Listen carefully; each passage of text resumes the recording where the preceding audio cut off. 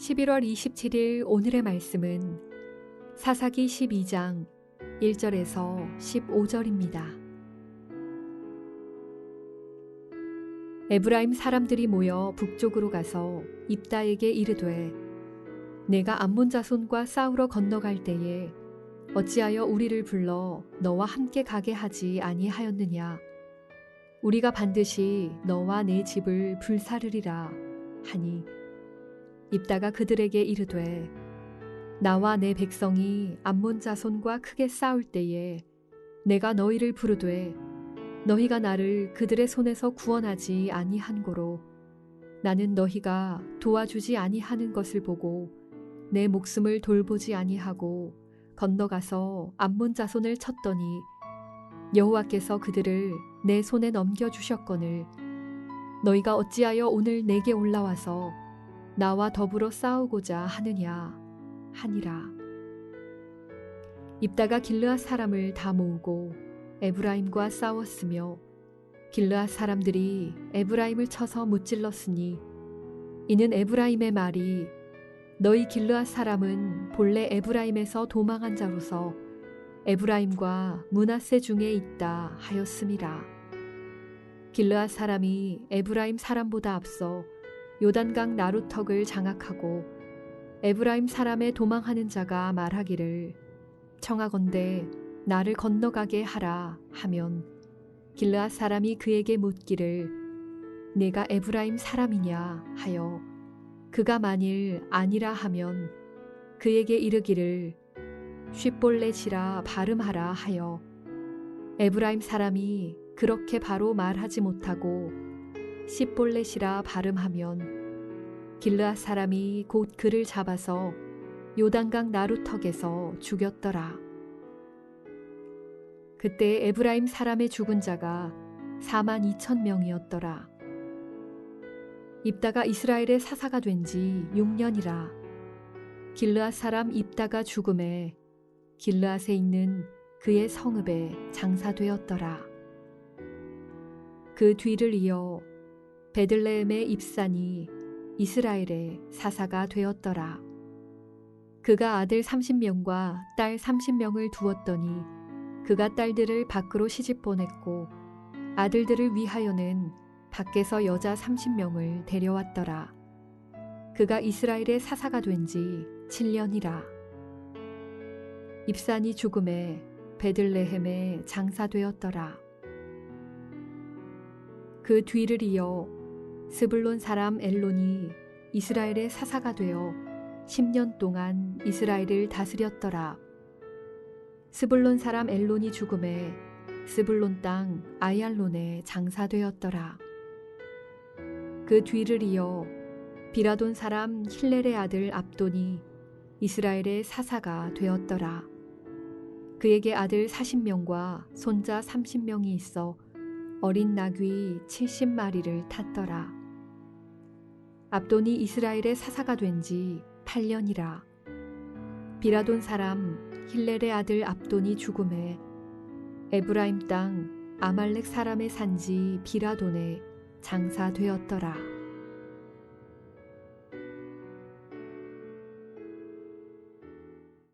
우리는 오늘 본문에서 이스라엘 자손들 사이의 끔찍한 전쟁 이야기를 읽게 됩니다.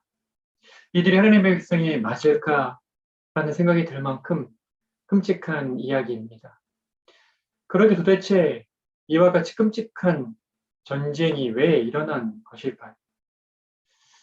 우선 겉으로 보여지는 이유는 에브라임 지파가 암몬 자손을 크게 무찌름으로 명성을 얻게 된 입다를 시기하여 자신들의 힘으로 입다를 누르고 이스라엘 자손들 가운데서 지배적인 권력을 갖고자 했기 때문입니다.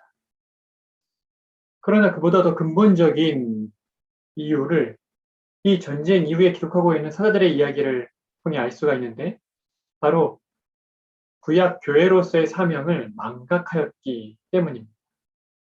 본문을 한번 보십시오. 입다의 뒤를 이어 사사가 된 인물이 입산입니다. 그런데 사사기 기자는 그의 특징을 두 가지로만 기록하고 있습니다. 한 가지는 자신의 30명의 딸들을 이방인들과 혼인시키는 것이고 또 다른 하나는 자신의 30명의 아들들의 아내로, 그러니까 며느리들로 이방 족속들을 맞아들인 것입니다. 아들과 딸들 모두를 이방 족속과 혼인시킨 것입니다. 주 안에 사랑하는 성도 여러분, 구약교회인 이스라엘 자손들의 사명이 무엇입니까?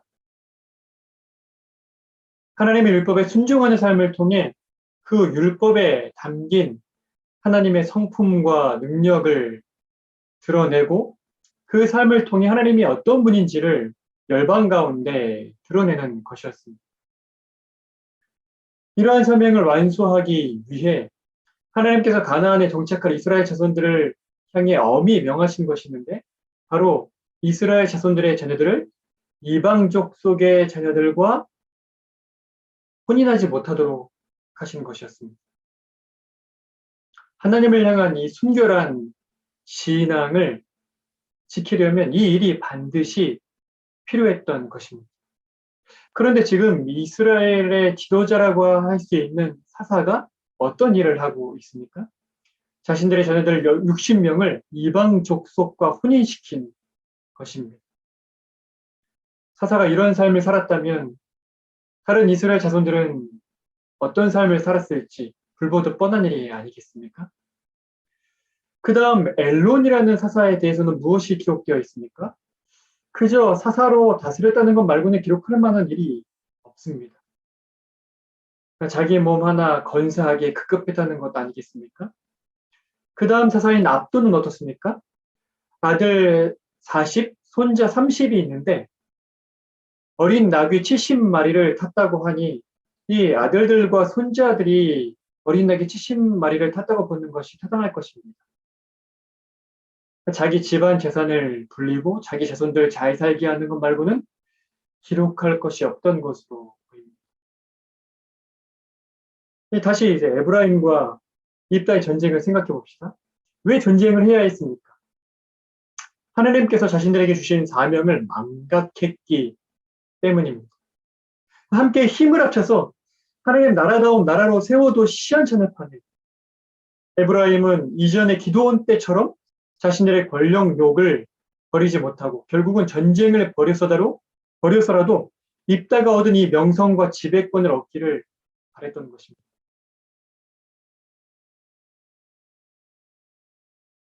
이스라엘 자손으로서의 사명을 망각했을 때 자연스럽게 힘과 권력의 욕망이 그 사명의 자리를 대체해버린 것입니다. 이제 말씀을 맺고자 합니다. 오늘날의 신약 교회는 어떻습니까? 구약 교회와는 전혀 다릅니까? 우리가 보니 사사기 이스라엘 자손들과는 다릅니까? 아닙니다.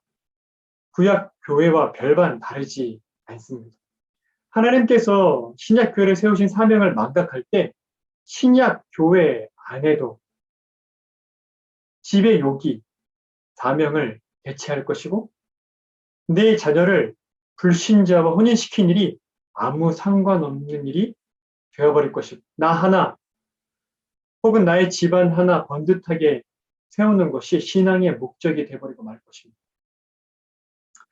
주 안에 사랑하는 성도 여러분, 신약교회인 우리의 존재의 목적이 무엇입니까? 예수님께서 우리에게 말씀하신 바 율법의 요약인 우리의 마음을 다하고 성품을 다하고 뜻을 다하고 힘을 다하여 하나님을 사랑하는 것, 그리고 동일하게 그 사랑으로 우리 이웃을 사랑하는 것입니다.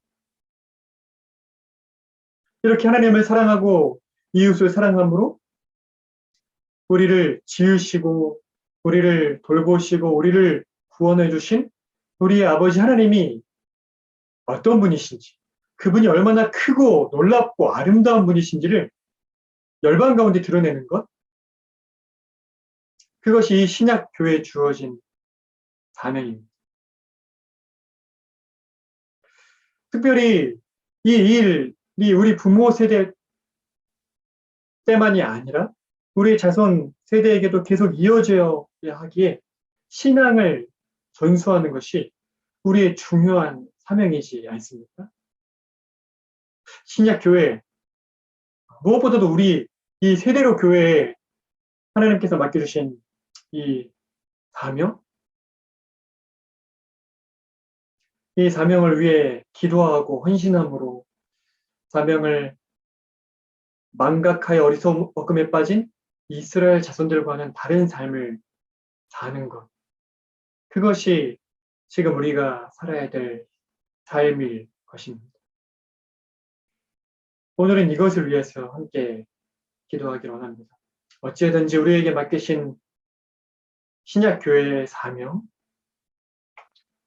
하나님이 어떤 분이신지를 우리의 삶을 통해 바르게 드러내며 사는 삶을 우리가 살 뿐만 아니라 우리 다음 세대에게 그 신앙이 바르게 전수될 수 있도록 힘쓰는 일, 이 일을 위해 우리가 사명을 망각하는 일이 없도록 은혜를 베풀어 주시기를 위하여서 그런 일이 우리 예배 가운데 날마다 은혜로 주어지기를 위하여서 오늘 함께 기도해야 할 것입니다.